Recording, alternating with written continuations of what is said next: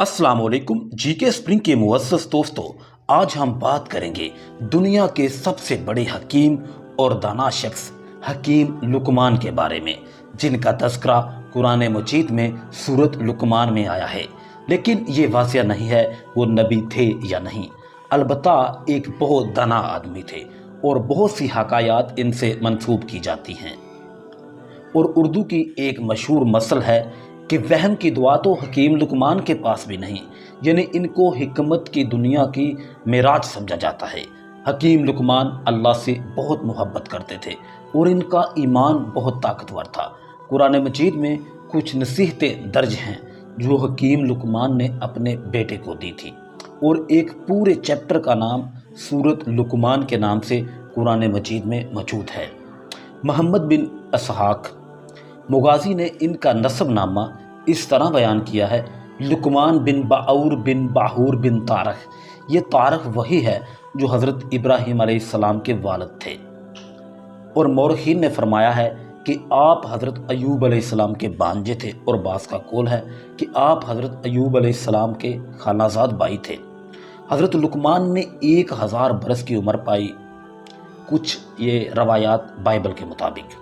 यहाँ तक कि हज़रत दाऊद अलैहिस्सलाम की सोहबत में रहकर इनसे इल्म सीखा, और हज़रत दाऊद की बासत से पहले आप बनी इसराइल के मुफ्ती थे। मगर जब हज़रत दाऊद अलैहिस्सलाम मनसब नबूवत पर फाइज हो गए तो आपने फतवा देना तर्क कर दिया।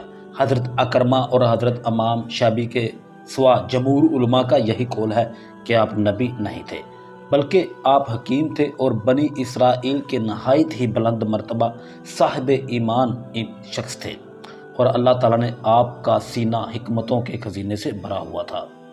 हज़रत लुकमान उम्र भर लोगों को नसीहतें फरमाते थे।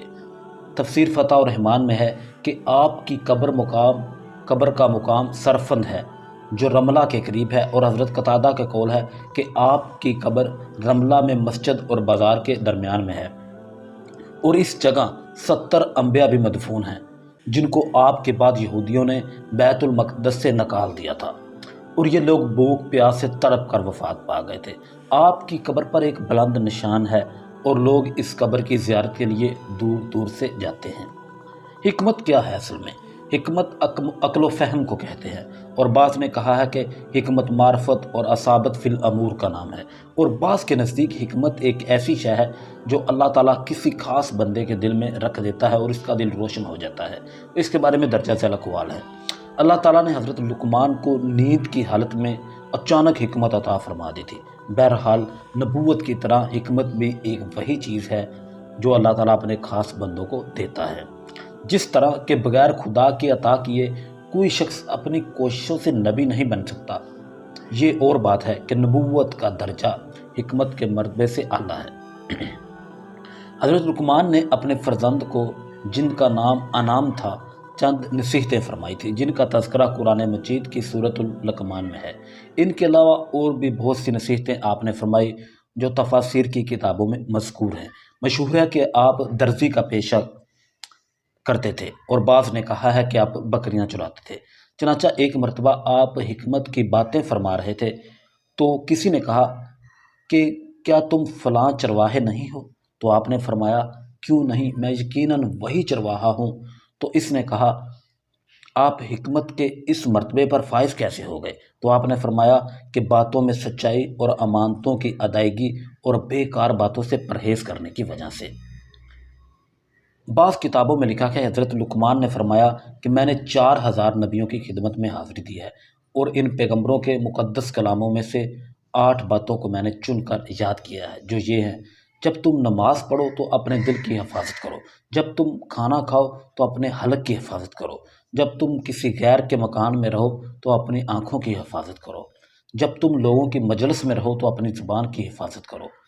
अल्लाह ताला को हमेशा याद रखो, अपनी मौत को हमेशा याद रखो, अपने एहसानों को भुला दो, दूसरे के जुल्म को फरामोश कर दो। और कुरान मजीद में आया है, और लोगों से गरूर के साथ अपना रुख न फेर और ज़मीन पर अकड़ कर मत चल, बेशक अल्लाह हर मुतकब्बर इतरा कर चलने वाले को नापसंद फरमाता है। ये आयत है सूरत लुकमान की, आयत नंबर 18। और इस तरह हकीम लुकमान का एक कौल है, इस दुनिया में کوشش کرو جیسے تمہیں ہمیشہ نہیں رہنا، اور آخرت کے لیے کوشش کرو جیسے کل مر جانا ہے۔ ناظرین، اگر آپ کو ہماری ویڈیو اچھی لگی تو اس کو شیئر کیجیے۔